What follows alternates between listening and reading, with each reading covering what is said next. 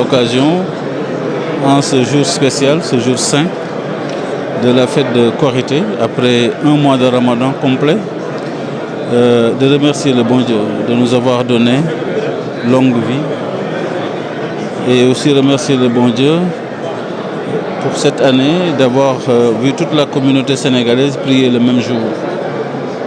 Nous remercions le bon Dieu pour tout ce que nous fait comme bienfait en ce mois saint de Ramadan, mais en ce jour spécial de Korité.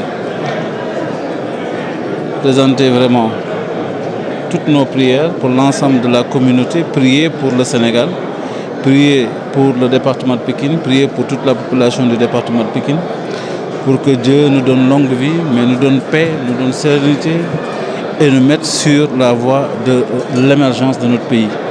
Nous sommes ici et nous sacrifions comme à l'accoutumée. Chaque année, en cette même période, en ce même jour, nous sommes là avec toutes les autorités du département de Pikine pour venir faire la prière de l'Aïd el-Fitr.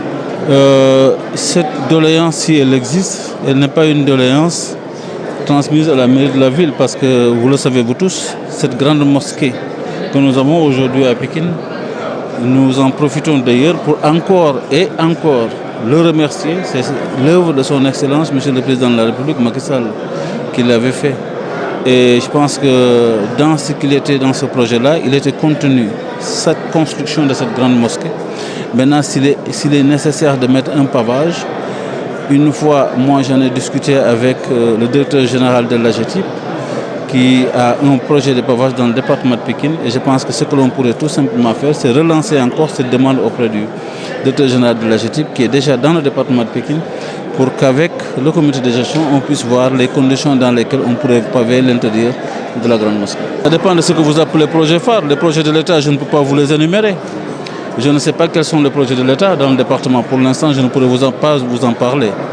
Mais pour ce qui est de la ville de Pikine, nous continuons à faire ce que nous avons fait depuis que nous sommes là, travailler à améliorer les conditions de vie de nos populations, accompagner autant qu'il est possible selon les possibilités de notre budget la mise en place d'infrastructures sur les demandes éventuelles que nous recevons, mais aussi assister les populations sur le plan social et essayer aussi de travailler en relation avec les autres communes dans le cadre de l'intercommunalité pour essayer de voir quelles sont les actions qu'on peut mettre en place.